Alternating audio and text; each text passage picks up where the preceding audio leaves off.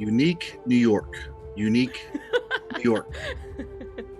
Unique New York. Unique New York. Jenny, are we live? We're live right now? Okay. Right now. Hello. This is Jeff Stevens. This is Jeff Talks RPGs. Today I'm speaking with Celeste Conowitch. You may know her from the Venture Maidens. You may know her from 2C Gaming, or you may just know her. But we're going to talk character rewards today. And this is going to tie in with Celeste's and 2C Gaming's current Kickstarter rewards and rarities, which is knocking it out of the park right now. Congratulations on that, Celeste. Thank you. Yep. So Celeste, tell us a little bit about yourself and where people can find you on social media or wherever. Yeah. Hey, everybody. Once again, my name is Celeste Conowitch. I am a full-time game designer with 2C Gaming, but I also do a lot of freelance D&D design. I've worked for companies like Wizards of the Coast. I was one of the writers on Icewind Dale Rime of the Frost Maiden.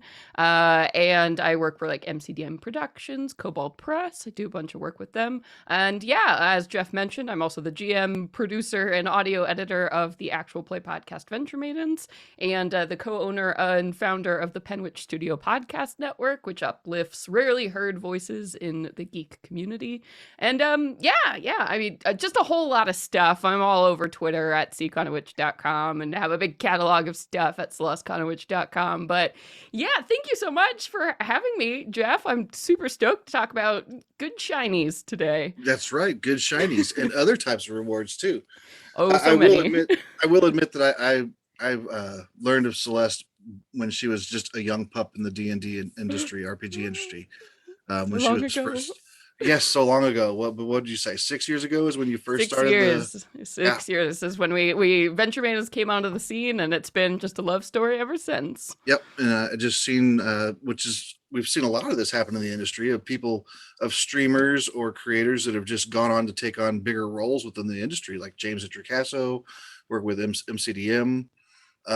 Sly Flourish. I mean, his last Kickstarter was just a bombshell. I mean, he just knocked that one out of the park too. So, it's just been really cool to see a lot of people taking on different roles within the industry, and to see that much growth within the industry too. I mean, yes. Wizards of the Coast and Hasbro are really, giving us some really good numbers as far as growth, and that's great because it's a fun. I mean, if you're going to see something grow, why not RPGs? Why not? Yeah, they're great. They're so much fun to just bring on, have people around the table, bring snacks in, spend the day together, and just role play and BS throughout the day. Yeah, roll some dice. Mm-hmm. It's the dream. Yep. I know it's one of the highlights of my weekend or my week whenever my group gets together and plays, and it just relaxes me so much. I think just because it's no real world problems then. Yes, or problems that you can actually defeat. Right. I think is one of the big appeals of tabletop games for me. Except for Tiamat. Yes. We tried to fight Tiamat in the Tyranny of Dragons just to see how that would go, and it did not go well at all. Oh yeah, nope. That's a hard one. I would not suggest anyone do that. But yeah, today we're going to talk about character rewards. Coming up with we're going to go through the chapter 7 of the Dungeon Master's Guide. Just kind of talk about some things there, but also trying to come up with some different kinds of rewards that you can think of. So the first thing they talk about in the DMG is supernatural gifts, blessings, and charms. Mm-hmm. Now, blessings are supposed to be, for a higher level thing, given by the gods, that type of thing. So, but charms now, those are a little bit simpler to do. They suggest maybe somebody finds something in a wizard's pouch or a lost relic. And actually in Icewind Dale, I'm playing a turtle blade singer wizard. Cool. And he had the charm of animal conjuring, which has come in quite handy in the first section of the Icewind Dale. So that's been a very fun thing to have. But there's all kinds of different charms you can come up with too. And then they've got the marks of prestige, letters of recommendation, and medals, which I think are fun also. Out of those, Celeste, what have you done within your campaigns, to utilize any of those or anything different? Yeah, I mean, one of the biggest driving forces, I think, to write a book like Rewards and Rarities was to hone in on those rarely seen like gifts that you can give your players and really expand the catalog of options. So I've been thinking about like supernatural gifts, magical rewards, lands, titles, things of that nature for quite some time in my games. I've been DMing now for about 15 years or so, and every once in a while, you really do just need something a little bit more special to offer your party than those standard, treasures or magic items that you find. So I have always tried to sprinkle in things like that. Whether it is like, well, you took down the evil wizard overlord of this city. Now all of a sudden, they offer you a position on the city council. And what does that mean? What does that get you in terms of benefits? Or another thing I love to do, as you mentioned, is to give out those charms. I think those are great because usually they're also limited use things. Hmm. They'll give you, you can do a spell like 3 times and then it's gone. Like, what a great way to be able to prepare a party, maybe for a specific adventure or a specific challenge, or just to give them a reward that will be consumable and meaningful in that way. So I really like doing, particularly because Venture Maidens, my game, goes so heavily into the world of the Fae. I love having fairies give my players charms, or even blessings on occasion. Yeah, and I mean, I think they're just such a great tool, such a great alternative, I think, Hmm. to your traditional rewards. Yeah, because a lot of times, I'm looking for magic items. My when I'm DMing, my players are looking for magic items, and you don't necessarily want to give out that powerful magic item that they're looking for. So yeah, like a limited use charm is a great thing to do, and it also makes them think, do they want to use it?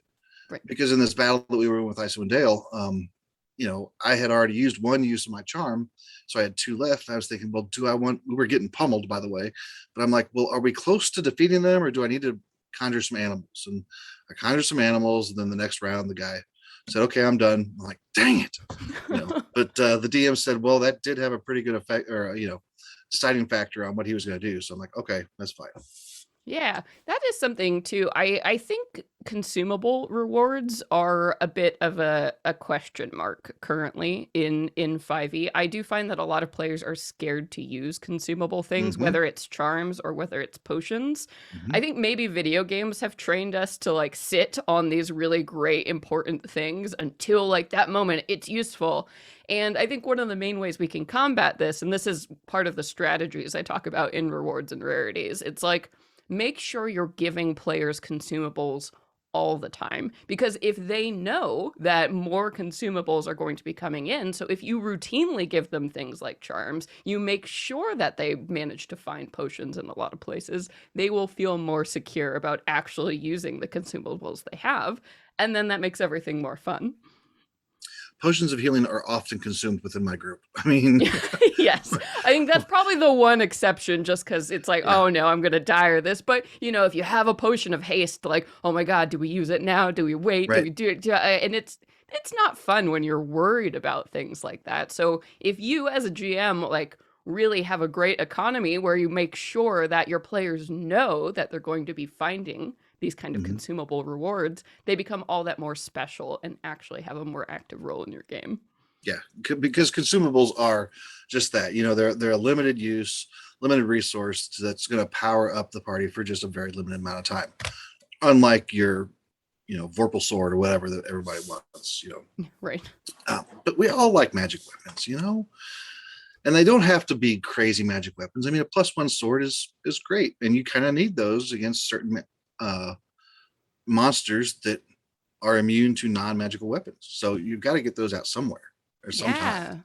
Yeah. Yeah, and something we do talk about too in rewards and rarities, right there in chapter 1, we take on the problem of like how to price magic items, how to Hmm. make them available, What do they do in an economy? Like when to give them out? How many is too many? Those are the kind of questions that we really go over in chapter one. And one of the things we did, speaking of like +1 weapons and things that you actually need in the game, we broke the different types of magic items in this book into 3 categories. So we have, of course, consumables, which is language you'll be familiar with, or we have permanent magic items, which also is language that's very familiar. And then we have enchanted items. And enchanted items are the things that are like your +1 sword or your flaming sword or, your armor +1. These are things that theoretically, at least in my mind, it makes more sense that you could like go to an archmage and be Mhm. like, hey, can I pay you to enchant this? Like, that seems like it should be a little bit easier than, finding this like incredible Right. artifact named, wave somewhere. So I really did want to make those items feel a little bit different than those big heavy hitter items Mhm. so that people could also like if they're walking into a game and they have like, oh, it's my family sword that I've had forever and like for role playing reasons this sword is so important to me, but then you have to throw it away eventually because it's not viable, to Right. not have a magic sword. Mhm. So that's one of the issues we wanted to fix and to give suggestions for. So speaking to your point, like sometimes you just need some magic items to go through the game, and I don't think people should be punished No, necessarily for needing those. exactly.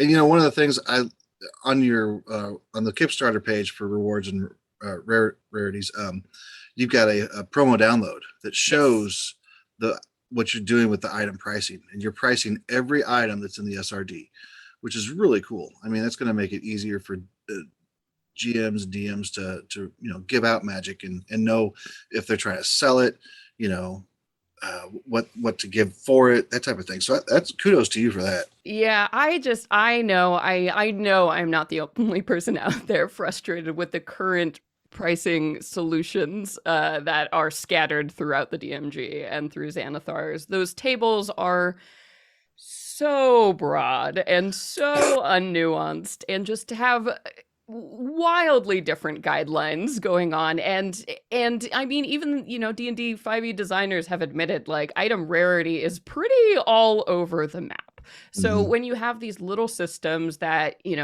price the boots at flying at the same range as things like the quiver of efficiency, which is a magic fanny pack just for arrows, though there's clearly some kind of disconnect. So that was like a big motivation, one, to even write this book, two, and why I wanted to put it right in the free promo, because this Hmm. is such a headache. I wanted people just to be able to go to the page, even if you don't get the book, please, like, go get this, use this tool. It suggests pricing by rarity. Like, as I said, again, it breaks down those 3 different magic items types, so different pricing. It also gives suggestions based on the type of magic level in your fantasy setting. So, for example, if you're playing in a very low magic setting, obviously magic items are going to be way rarer and way more expensive than they would be in a high fantasy, high magic setting like Hmm. Eberron, for example, where you're walking down the street and literally the street lamps are magic.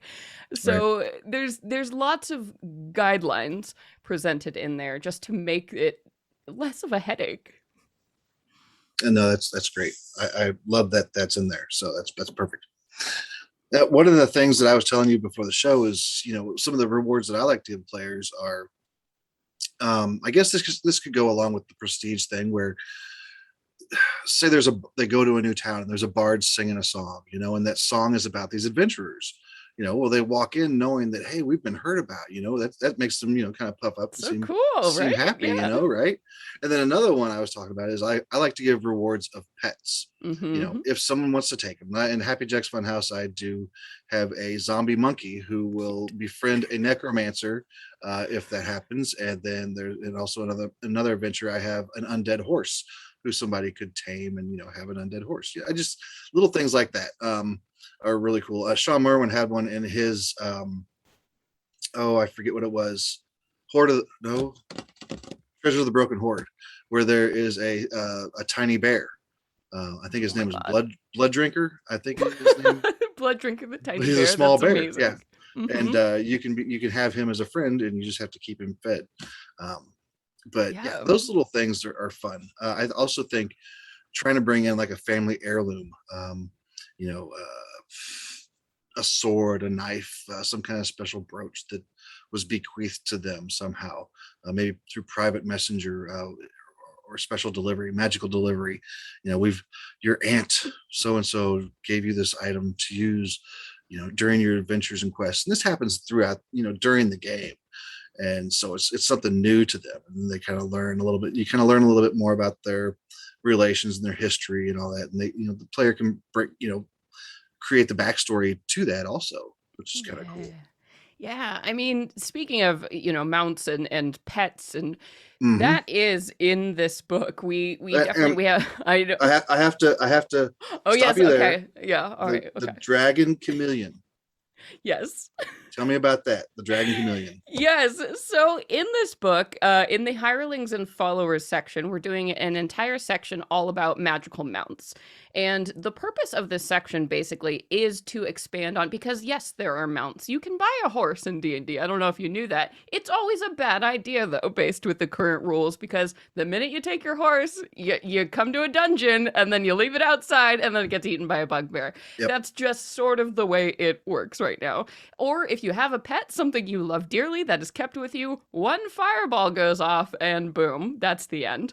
So, the intention of the magical mounts and magical pets section in this book is to provide tools to actually make traveling with mounts and to traveling with pets viable. So, all of our magical mounts in here, we provide example stat blocks as well for new magical mounts, as well as an expanded options of ways you can train your mounts.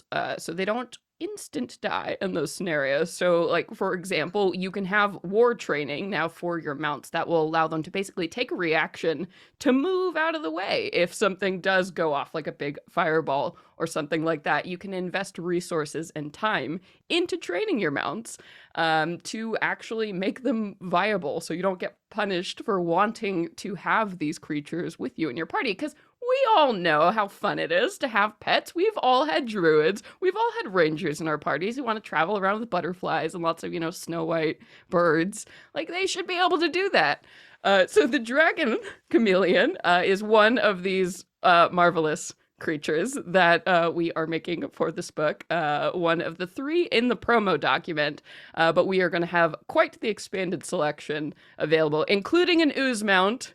So don't worry, I've gotten a No. lot of questions in Discord making sure that we have ooze mounts. Yes, we will have blobs that you can get inside and roll around, because I think it was 3.5. It had like a blob saddle. It's like a magic item, so you could like sit safely inside your gelatinous cube and then cruise around the world. We got to do that. We got to bring it in. That's great. Yeah. Hey, so we've got a couple of Kickstarters. So I'm gonna Kickstart. A couple questions. Speaking of Kickstarters. We all have a lot of Kickstarter. You have one. Yeah. We do have a couple of Kickstarters. Accurate statement. Celeste has 20 days to go. Rewards and rarities. Mine has 63 hours left. Oh my God, go! So if you want to go out and check out Potbelly Kobold's Guide to Villains and Layers and back that, go do it. So I'm seeing here. I know Sly Flourish had a question. Looking for it. And question for Celeste. Oh, I heard the voice of God come at me and kind of like Jenny Loveday, but then she said I have to say it. All right. What are some of the things you've done or are doing in rewards and rarities to make the book as useful as possible for DMs? Yeah, so I think this is a great question and something that we have kept firmly in mind, both with the graphic design and with all the design choices in this book. So a lot of people, when they first hear about rewards and rarities, go, why would I need another magic item book? Like, there are so many magic item books out there. Why do I don't need this? And the thing is, this book is absolutely not a magic item book. Yes, there are 200 brand new magic items in this book, but primarily this is a tool for GMs and for players to be able to interact with treasure in a way that is easy and fun. So each of these chapters is geared very specifically towards problems that currently do exist in 5e. So with very clear labeling and lots of options in here, not only are we providing a bunch of new information and new things you can use, but we are talking a lot about strategies, about how to talk about treasure to your players, how to have the conversation about when you should have magic items available for purchase or not. Giving options for all the tiers of play, I feel like, is another big thing we are doing as GMs. We are trying to make all of the options and information that does exist compiled in one easy place and available and workable for all different kinds of settings, all different kinds of tables, all levels of play. So there are a lot of very like clear, you put talking into the camera moments, like here is how you talk to your players about what magic items they want, or this is probably the rate at which you should give some of these magic items. And then on the players and GM side too, for the magic item appendices in particular, one of the really fun things we're doing is that we are giving class specific recommendations for all of our items. So we actually have a key and system here. I So saw that. yeah. So you can flip through that section and things are going to be marked based on what base classes these are good for. So you'll be looking through and go, these 10 items are marked for barbarians.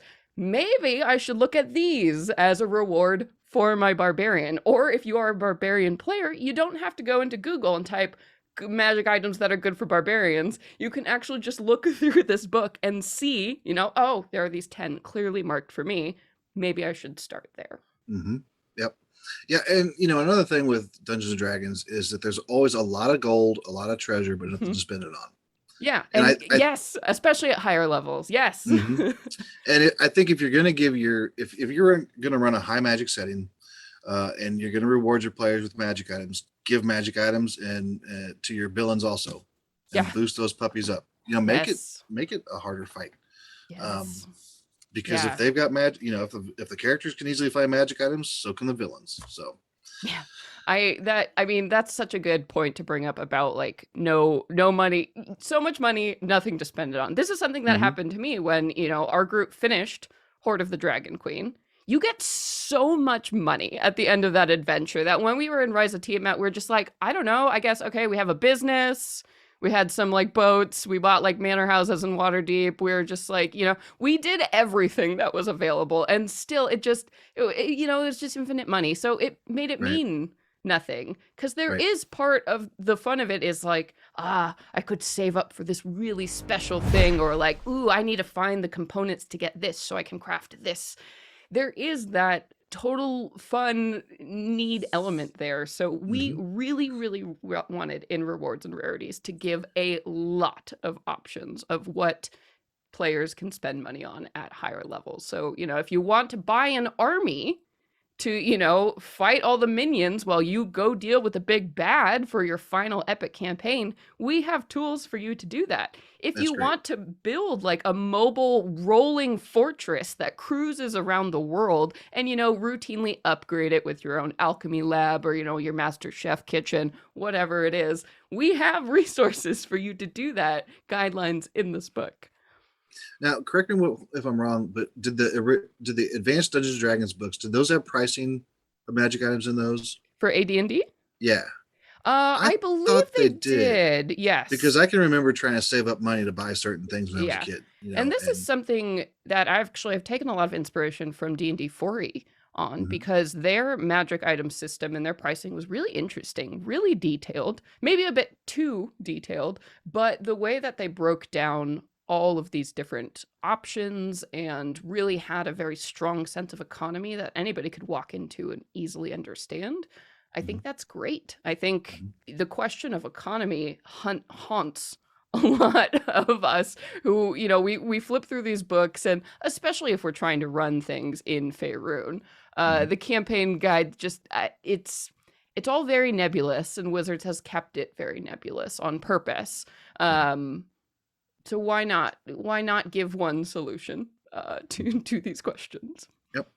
So here's another question. I was in a game community where the DMs were really afraid or stinky when giving rewards to players. Always afraid to break the game. So how to remove the fear of breaking the party power level from a DM? I think you just have to beef up the bad guys to compensate for the weapons. Yeah, I mean that's a great strategy. And then also I think being very aware of what kinds of treasures you're giving out Hmm. is very important because right, we've all been that DM who gives out a bunch of magic items. Or magic items are like, "Wow, this is so thematic. This is perfect for my characters." You give it to them and you're like, "What have I done? This is Right. terrible. Why did I Oh give yeah, them the Hand of yeah. Vecna? They're level Had that too. 6, you Yeah. know." So okay, let me give you an example here. So I had a warhammer that would cast fireball if you slammed it on the ground, center Oh on no. itself, Oh no. and the it came with a set of fire resistance armor. Okay, Okay. so I had this whole thing set up where these bad guys were singers, and they had come out with their caravan, and the tent came down, and they were singing, and they had these like magical lutes and stuff like that. And the player with the resistant armor and warhammer, goes right up to him and just goes poof, Yep. and it took out all my bards. There you go. Anticlimactic for me, but he enjoyed it, you know. Right. And it is a difficult line. It is very difficult to gauge. And I think one of the issues why so many GMs run into that is the lack of other kind of rewards to give your players. So sometimes Mhm. it feels like the only good option is to, give magic item, give another permanent magic item, give another permanent magic item until you find yourself in the spiral of, oh gosh. So we wanted to give options like, hey, you can go and get your gear that you have now. You can go get that enchanted, or you can spend your money on stabling all of these different mounts that you've collected from around the world. Or, here are 25 more potions, more options for you that you could give to your party instead of giving them another big, bad Mhm. magic item reward. So, and that is something that you learn with time, of course, but we also have provided a lot of guidance in here about like what kind of treasure to give out, Mhm. when you should give out treasure, and then also just expanding even non-magical awards. So we have a huge section going in this book of new adventuring gear that players can buy. This is stuff you can walk into, your merchant Big Five, Waterdeep Big Five, and buy for your camping trip. So finding non-magical items like that or having more meaningful treasure hoards Yeah. or I think that's a great solution to deal with that problem. Getting back to that question about how to remove the fear of breaking the party power level from a DM, you know, and something I'm doing with villains and layers is the idea is that the villain continues to grow as the players grow. Yeah, So if the players decide, well, we're not going to go fight the villain, we're going to go level up to level 5 before we go face the CR3 villain. right. Well, that villain in the meantime is doing something to increase their power as well. Think about what's going on in game, and they may be acquiring minions to have in that final battle. Things that are going to help level out or balance out that final game or the final battle are still happening in the background. It's not just like this stops. Everything stops while you guys are going off doing these other things or buying these weapons. The villain has that too. So that's Yeah. that's how you count you balance that out. I remember the look of fear in the maiden's eyes when they were very high level and came up against a boss, and they realized that this abjuration wizard, who's they're all like level 18, so this wizard has been a reoccurring person, and they saw a ring of spell turning on his finger and were like, oh no. And it's of course an abjuration wizard would eventually be able to find something like that to use. So Mhm. you do absolutely have to play the same game as what your players are Right. doing. And Exactly. it's interesting because you are playing like observer because you want your NPCs to be leveling out and giving them treasure and your villains, and you also want to be providing equal resources and treasure for your party. So everybody does feel like the creep is the same. Exactly. So Alan Tucker has a question. Can you talk a bit about blessings and boons? I love doing that for clerics and paladins, but struggle thinking of things for other types of characters. Yeah, yeah, for sure.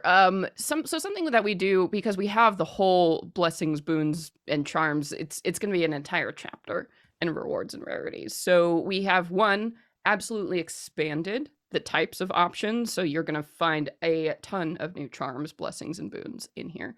We also talk a lot more about places that these can come from, because there are a few suggestions in the DMG when they do talk about this, and most of them are gods. But the thing is, in your world, you have a lot of high-powered NPCs running around. Like, why not have the Archmage who presides over, the college in the city be able to give one of these magical rewards? Or look at all the paragons of other creature types other than just the divine here. So talking about things like Archfey are a perfect candidate to be able to give one of these rewards. Or even some of the more powerful monstrosities here, like you're talking about your sphinxes and your, I think we do talk a lot about this. I think a big issue with these is that people just need permission to be able to reassign these in other places. And while blessing does absolutely carry that, Christian connotation, it doesn't necessarily have to be from that source.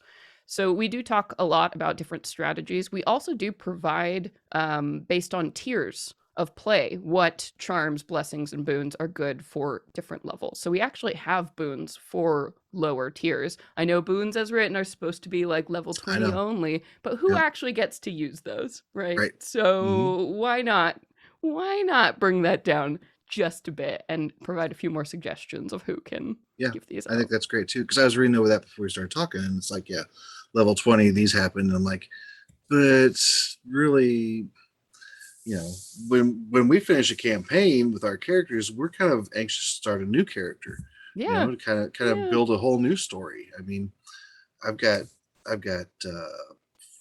Finian Brushrunner, my paladin, who was in the Curse of Strahd, and Warfist, who was my cleric fighter in Tyranny of Dragons. I've got those stories already in my my background. I want to start something new. Yeah. And sometimes, sometimes less epic characters deserve boons too, as Ginny mentioned in the chat. There should totally be, because what if you do finish a huge story arc and you take down this like big bad that was threatening the land? That can happen at any level before 20. Why not? Why wouldn't a god? Why wouldn't an archfey? Why wouldn't an ancient dragon be interested in rewarding a level 10 character just as much as they would a level 20 with some extra potent magical gift? It comes to the point where the DM has to want to go against rules as written. They want to make it their own game. Yes. And that's where you end up, you have battles with rules lawyers within the game. Like, well, you're not supposed to be able to do that now, but just make it your game. It doesn't have to be as the rules are there just kind of as a guideline. Get your world. Some third-party books like rewards and rarities, and then it'll look really impressive. And you know what? There you go. Yeah, because it backs up your point. Because we're seeing all kinds of redesigns right now, just from the original 5e books, which were great anyway. But now they're coming out with Tasha's Cauldron and Volos, and now the new one. Where they're talking about redesigning the bonus actions and the reaction sections, and it's constantly evolving. I don't think there's any version of this game that's going to constantly stay the same. I think it's just going to be an evolution through time, because when it first came out, it was all old white guys playing. That's who built this game, and then it was a bunch of kids, and then the kids at that time were mostly boys. And then now more women are playing, and I'm sure more women were playing back then, but they weren't when I was playing. It was all guys. But now more women are playing, and more diverse communities are playing, and we're getting more input from other people that are saying, okay, well, this needs to be happening. How about this? How about this? And so it's just a constant evolution. I think RPGs in general are just going to be constantly evolving. Yeah, I think what's really great about what's going on right now with third-party companies being empowered to publish products is that they are walking in really catering to the new markets of players who have never played an RPG before, or have certainly never played Dungeons and Dragons before. And I think a lot of what exists currently assumes a lot about what players know. I mean, you can look at the DMG and read the PHB, and you can see the assumption that they didn't think new people were going to be playing this. There is so little information about how to actually run this game. Mhm. And so third-party companies do have a little bit more freedom to actually look at what the market needs, what these new people need in terms of resources. So rewards and rarities is just one of those many olive branches that I think third-party companies are reaching out to, because people who've been playing this game for a long time have a lot to tell you about magic items, and especially those of us who have gone through the 3.5 min-maxing hell that was magic items. There's a lot of baggage, I think, that comes with treasure and with magic items and with rewards, which I think is one of the reasons Wizards just avoided the Mhm. question, answering the questions in detail for 5th edition. Yeah. But there are so many new people with new experiences who want to walk into this game, who want to be able to get rewards and reward their players. We need to address them, and this book is a love letter to those people. Yeah, and I think that's fantastic. That that third party companies are listening, and when I first came onto Twitter roughly 6 years ago, I was a nobody and I didn't know who to follow. And at that time, it was kind of fairly new too. Twitter was so now that's where a lot of the I think diverse community in the role playing game industry kind of hangs out is on Twitter. I mean, that's where I see most of the comments of include this, don't include that, change this, don't change that. That's my social media. I'm not very active on Twitter because I don't know what to say. I'm kind of like the reclusive, sit back and read things. I don't know what to say type response type thing. I also wonder if I'm not using the comma correctly because that's just me. Um, but it's good to listen to that, and to read that, and to see other companies taking action on that too. Um, it's not an easy thing to do. No, but luckily I feel like this book has been one of the easiest books I've ever written or worked on, because I feel like I have struggled with so many of the questions that I am answering in this book. So it's like my 6 years in 5th edition have been training me for this moment. Like Mhm. as a DM, I'm like, oh no, remember that time I had no idea how to answer that question, or remember that time that happened, and like, wow, I hated that. Can I fix that? So this book is a lot of, hey, I have struggled with this. Let me fix that. Or like, I know people around me have struggled with this. Please let us fix that. Mhm. So, and we have assembled an amazing team of contract writers to come in and craft new magic items, and to really just be part of the conversation on what should be in this book, what people need, and really providing that information in a no BS way. Right. We are I want to take a minute. We are currently past the halfway point. I want to just give a shout out to Jenny Loveday, who's in the background. She Hey, is Jenny. the godly voice in my head when you can't hear and I start looking around. If you haven't subscribed or followed, please do so on her Twitch channel here, so we can give her some extra shout outs that way and some support. And a reminder to go back Rewards and Rarities, the Kickstarter, and my Kickstarter of it, Potbelly Gobald's Guide to Villains and Layers. It ends in like 60 hours. Oh my God, It's go. it's almost 200% funded, so go out there and get it. So, Celeste, how long have you been thinking about this book? For quite a while. So I started working at 2C Gaming about a year, almost a year ago. I Mhm. made the jump from full-time freelance into working full-time for 2C Gaming and doing some freelance on the side. And ever since I've come on board with 2C Gaming, I've looked at their catalog and looked at what we're doing and what we're solving, and I've really wanted to do something with treasure. I love designing magic items. I had the privilege of getting to design Mordekainen's Tome of Magic with MT Black on the DM's Guild as part of the Guild Adepts there. And just like from there, I feel like I've just been making magic items a ton. But They I are fun. know, Yep. yeah, but I know from that point on, like that, there's so much more to rewards and to awards than just magic items. So Mhm. this book has been percolating for quite some time. I feel like this is a book I've really wanted to write, and especially I think pieces of it came to me, like the class system, the recommended character class system has been in my head for so long, because I cannot tell you how many times I've like had to make a character, for a one shot or for, a little campaign. And my DM says, "Oh, hey, yeah, yeah." And you pick two uncommon magic items. And I go, "Okay, well, I'm playing a bard.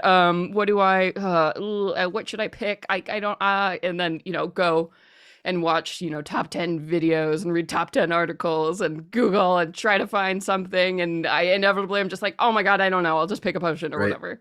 So I really, really wanted to incorporate this class system, this recommended system into this book, because I feel like that is such a helpful tool that I would have loved.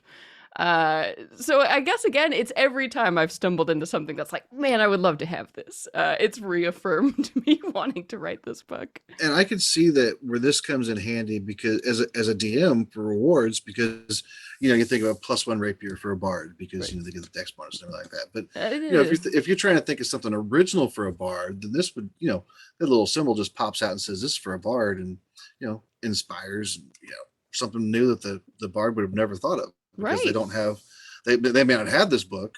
And It's they'd be like, where'd also, this come from?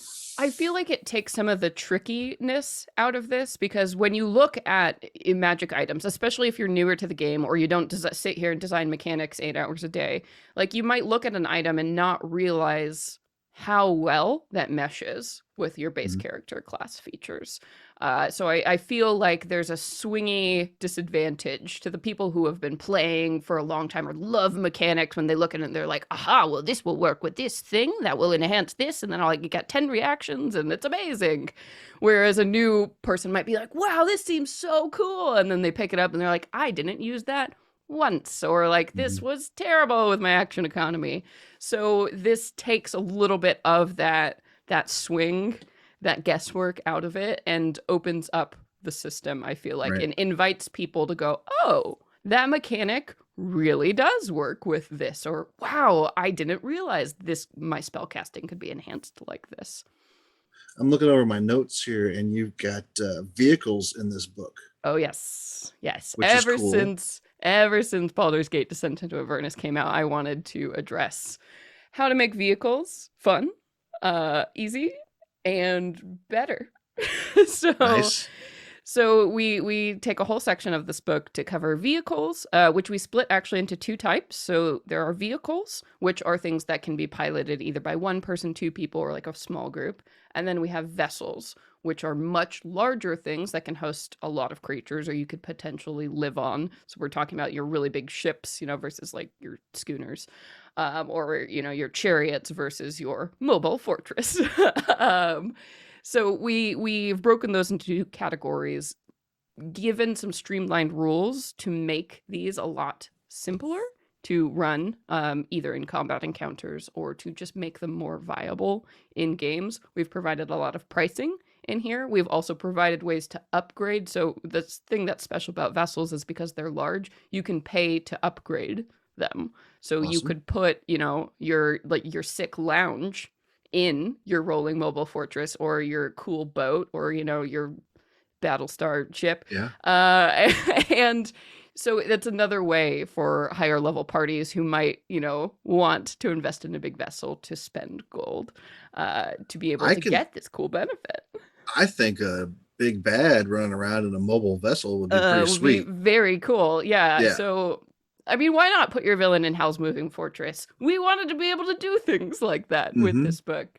And we also do a bunch of siege weapons in this book. So, an expanded catalog of That's cool options too. there, because siege weapons, they're so fun. And we only have a few in the Yeah. rules, and they're not always the best option to use compared to character classes. So, we really wanted to address that gap. As a kid, we would get strongholds and an old keep, and then we'd want to fortify it Right. and that type of thing. And You so want your yeah, base, your yeah, home. you Like, darn so many right you do. players want that. Yeah. And Decorate that then, thing. yeah, and then vessels are the perfect option for that, because you have to run around the world adventuring, so you very rarely actually get to go back to a home base. So we wanted to give some, like, take it with you Hmm. to this. So, okay, here's an off-topic question, but I think we were going to go ahead. Well, we both have experience in this. Any advice for writing D&D books, especially adventures and campaign settings? Now, adventures you want to start out with. You don't want to start You writing don't a want to campaign start out with a setting. campaign setting. That's You the want to hardest write, thing to sell. yes, you want to write a short adventure, one just to kind of get your feet wet. Now, Yes. you can publish on Drive Through RPG or DM's Guild, or maybe through some other third-party publisher. I've had good experience on DM's Guild. That is where it seems like most of the D&D community go to pick up uh, content as far as PDFs. Drive Through RPG is really hard to break into, I think. Well, so is DM's Guild now because there's so many creators and publishers on that site. But yeah, just get your feet wet. Start with that. Learn from writing small adventures. Build on that to larger adventures and maybe like a follow-up adventure or a sequel, and then maybe consider writing a campaign setting. Now, campaign setting you cannot publish on the Dungeon Masters Guild. You have to either do that independently or put it on Drive Through RPG because there's IP laws and that type of things you have to really consider, and rules for the Dungeon Masters Guild itself. So go read the FAQ on the Dungeon Masters Guild so that you can know what you can do. One thing that's cool about the DM's Guild is that you can use WotC's intellectual property and actually tie into the current books.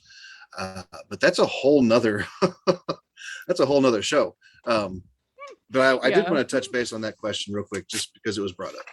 Yeah, I would also say just add, if you can help it, don't go alone when you start designing. I know a lot of people feel like they're alone in this vacuum and they have to try and design and prove themselves as an individual somehow. But I promise you, if you get onto some Discords, if you get on social media, you will meet other people just like you who want to start getting into adventure writing, or maybe even people who have a little bit experience, or they just need a team. It is so hard to make anything artistic on your own. I can't think of any industry in the world that actually makes and markets a artistic product by themselves. So don't do it. Find other people, get into, writers groups, find friends who are also interested, share your work, share feedback, and walk in with the expectation that, you're going to have to be a little humble at times. If you want to learn and grow, you are going to need to be open to all kinds of feedback. Yes, you are. Yep. And you will hear some people will be really nice and some people will be terrible. That's just how the world works. I feel you just have to learn to accept it and move on. Yep. And another thing, research what you want to write. Yes. If you're interested in writing adventures, pick up some off the Dungeon Masters Guild, Drive Through RPG, third party. Yes. And read those books, see how they do things, make your own twists on how you do it, come up with your own layout or your own standard. But things sell well for a reason on those sites, because if they're done well and people enjoy them, that's why they're selling. That's the best advice that I can really give you, is research first before you start writing. Yeah, I still make it a point every night. I keep a D&D book on my nightstand and I read through it, reread it. I routinely read them, just to know what's out there and what people are writing, and just to, check in with my own work and see what else is out there. Yeah. Which I'm sure has led to Celeste's successful creation of the Venture Maidens campaign setting and the Rewards and Rarities book. I mean, this is all through years and years of research that Celeste has done, and unknowingly, even, just by reading and working on other things, it all kind of walks into here. It's all relevant. I mean, the best piece of just like writing advice I ever got, creative writing advice, is like, you can't be a writer unless you read a lot of books. So that's what it is. Exactly. And I'm really excited for this, for your Kickstarter Rewards and Rarities. I know there's 20 days left to go. You are probably almost at 920,000, or I'm sorry, 920% funded, $90,000 already. Fantastic. Yeah, I am thrilled. I love that this response, I think, is people saying like, yes, we need this book, which just warms my heart, because that's exactly why I wrote this. I wrote this as a toolkit to help things to make rewards easy and fun. Yeah, basically you took chapter 7 of the Dungeon Masters Guild and you blew it up. Let's give it a whole book. It deserves a whole book. Yeah. I think it's pretty cool. Yeah. Thank you. So one of the things that I really liked about your promo video also was it ends with from potions to ponies, wands to wagons. And I think that's telling you exactly what's in this book. You know, you've got items, you've got creatures, you've got vehicles, and you know, just seeing the promo and seeing the magic item pricing, which is, I gotta say, one of the really cool things that I'm thinking about. You know, that I'm excited about. Good. You've also got like mantis armor. Is that right? Yes, yeah. So we previewed some of the new magic items in the book. So the mantis armor, which has two variants, so you can do the normal mantis armor, the orchid mantis armor. So yep, Which I think is really cool too. I mean, in there, those are labeled for druids yep. because they are, you know, animal or made from insect shells, Mm-hmm. and that's just something cool that a druid can pick up and say, "Hey, check me out!" You know, Yeah, I mean, how cool the profile of, your arch druid walking out of the woods, like shaped like this chitinous insect. Mm-hmm. Yes. Yep. 10 plus 10 style points. Well, Celeste, we are getting ready to wrap up here. I just want to say it's been a pleasure having you on the show. You're always so much Yeah. fun to talk to and listen to, and just thank you for being on.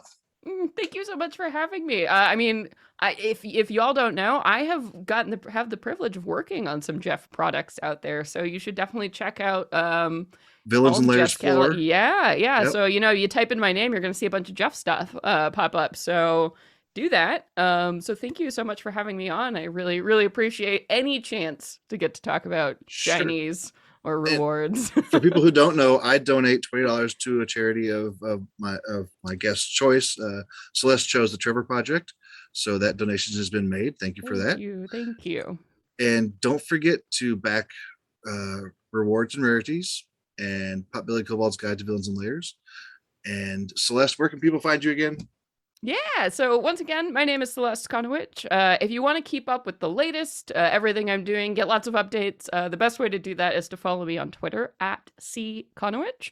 If you want to see the full catalog of all of these shows I am streaming, producing, podcasting, and all my whole catalog of products, you can go to celesteconowitch.com. You can find links to everything there. Thank you, Jenny, for posting that. Yeah, and of course, if you want to see me put all of this stuff into practice, you can always head over to watch Venture Maidens. We stream live Wednesday nights, 7 p.m. Pacific, and then we post those as podcast episodes. So if you type in Venture Maidens on literally any podcast platform, you will be able to check out the actual play show that I do run. Perfect. And I am Jeff Stevens. You can find me on Twitter at jcorbinstevens. You can find me in the Dungeon Masters Guild under Jeff C. Stevens. And I don't know where else I am. This show is also on Apple Podcasts, Spotify, and I believe it'll be on YouTube as well. So if you want to share it with your friends, please do so. We are at episode 13, so there's 12 other episodes you can go listen to if you're a new listener. All right. And until next time, I want to thank you all for listening or watching. And we don't know what the next show will be, but episode 14 will probably, we might talk about Strixhaven if the book comes out, if I get the book in time.